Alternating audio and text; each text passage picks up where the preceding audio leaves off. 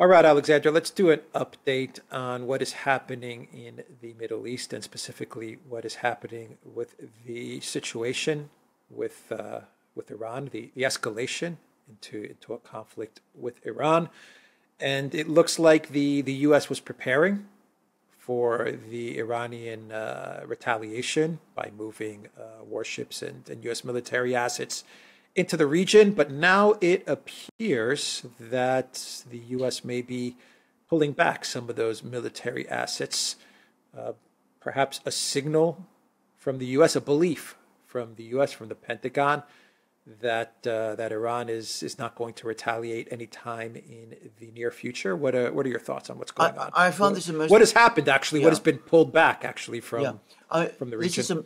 is a most interesting story because, in fact, what happened is that following the events of the Ismail Haniyeh assassination in Tehran, and following all the uh, threats from Tehran for massive retaliation, which, by the way, continue.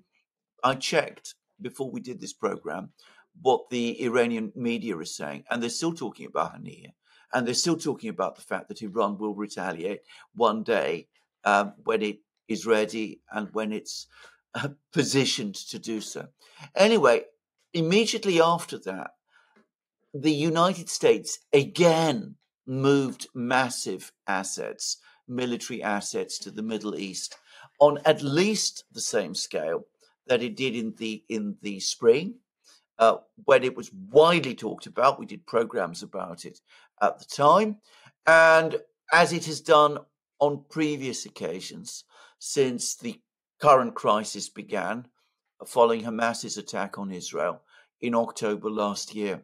So we have had two carrier groups, two aircraft carriers with all the accompanying warships from the U.S. Navy patrolling the Gulf of Oman within close range of Iran itself. And that was an enormous commitment of U.S. naval power. And it meant that the U.S. wasn't able to deploy a carrier group to the Eastern Pacific, so that for a time, um, throughout this period, the US had no military asset, no carrier group to confront China, how the Chinese actually planned, which of course they don't have any such plans, but had the Chinese actually planned to start something in Taiwan or the South China Sea or anything of that sort. So this is a major commitment of military power, and it strongly suggests that the US was seriously concerned that Iran might do something, or alternatively, and I think this is a possibility we must recognize, that the US was actually involved with the Netanyahu government's planning in Israel at some level for some kind of strike on Iran. And I think this has to be, it has to be a possibility that is taken seriously. In fact, I don't think it's just a possibility. I think it's almost certainly true. Anyway, what has happened is that the Iranians have not acted in the way that the US expected. They have not launched their strikes against Iran.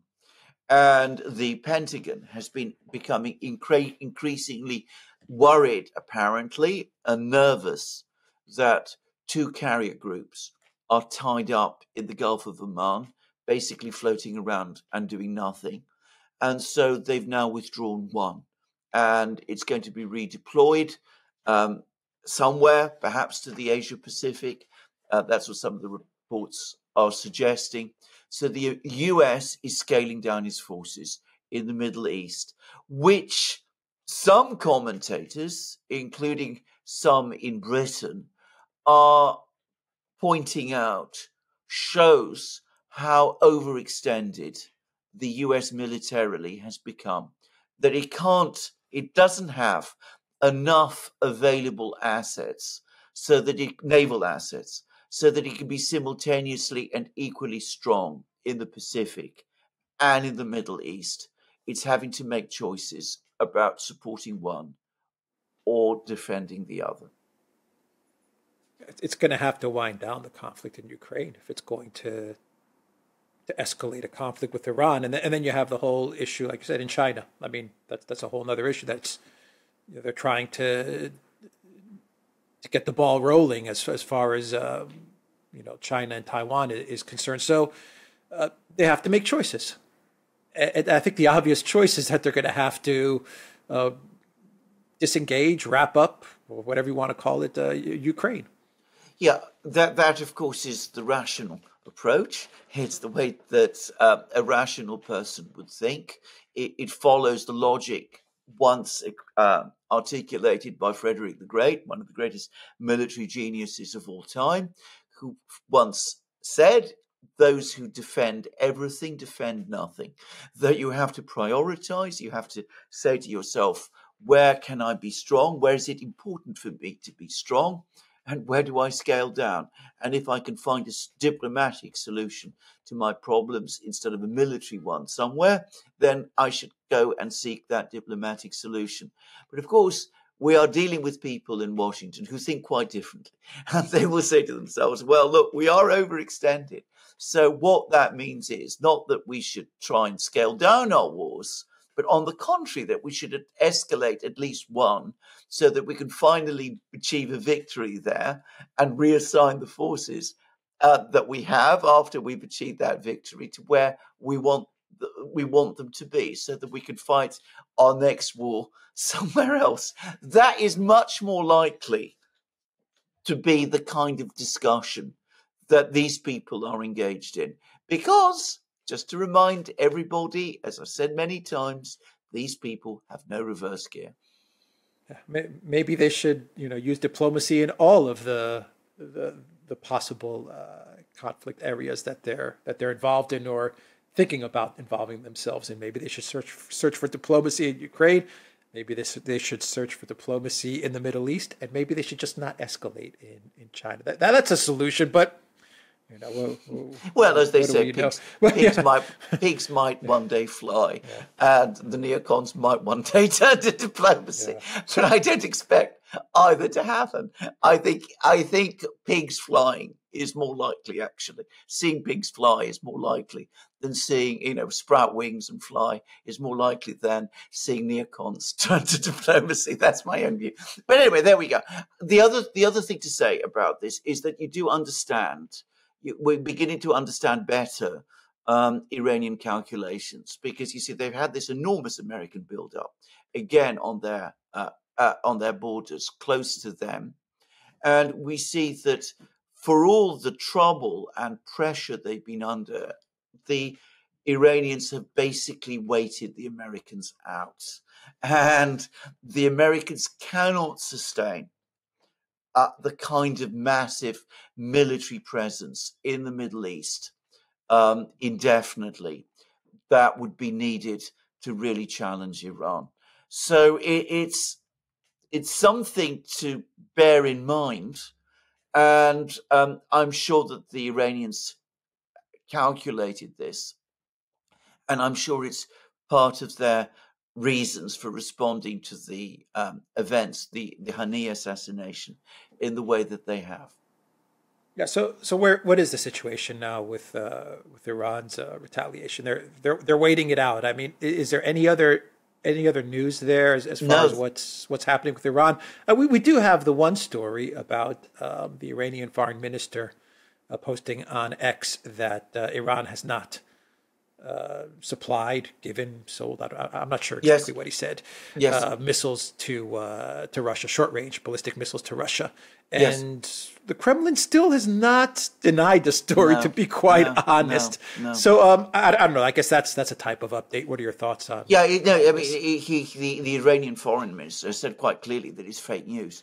So the Iranians haven't supplied any missiles to Russia at all. The Kremlin, however, as you rightly say, the Russians pointedly and perhaps surprisingly have not denied it, at least not in the same categorical way. There have been statements by Russian officials who, you know, say that all the weapons that we use in the special military operation are our own, but they've not gone out of their way to say that, this particular story is false. What they are saying is something which I think to some extent corroborates the original story. But even if it doesn't, it takes us further, because they are saying, and when I say the Russians are saying, I mean Sergei Shoigu, who is the secretary of Russia's Security Council and the former defense minister. In other words, a very senior official in Russia indeed. What they are saying is that Russia and Iran are in the process of completing negotiations for a major defense agreement. And there's been a meeting of BRICS national security advisors in St. Petersburg. The Iranian national security advisor was there. He met there with Wang Yi, the Chinese foreign minister, who's also Xi Jinping's national security advisor. But it seems that he's also been engaged in top-level talks with the Russians. So the impression, and specifically with Shoigu himself, so it is looking as if there is a major military agreement between Iran and Russia in the works. And the Israelis are getting nervous because they responded to all of this talk about Iranian missiles going to Russia and Russian air defense missiles going to Iran by sending their own big delegation to Moscow. The cover they gave was that they were looking for the Russians to help get the hostages in Gaza released. I don't believe that story. I mean, what can the Russians do to persuade Hamas to release the hostages, which say Egypt, Jordan, all of these other countries, Iran itself, have been unable to do? So I don't take that seriously. I think it is much more likely that the Israelis went to Moscow to find out from the Russians what it is exactly that the Russians are doing with Iran and what kind of weapon systems they're intending to provide to Iran, because clearly that's what's coming, and what the nature of the agreement between Russia and Iran actually is. So we see all of these moves. The Israelis are making their moves, the Russians are making theirs, the Iranians are making theirs, and the Americans have just pulled their Navy carrier out of the Middle East. All right. We will end the video there. TheDuran.locals.com. We are on Rumble, Odyssey, BitChute, Telegram, Rockfin, and Twitter X. And go to the Duran shop, pick up some merch like the shirts that we are wearing in this video. The link is in the description box down below. Take care.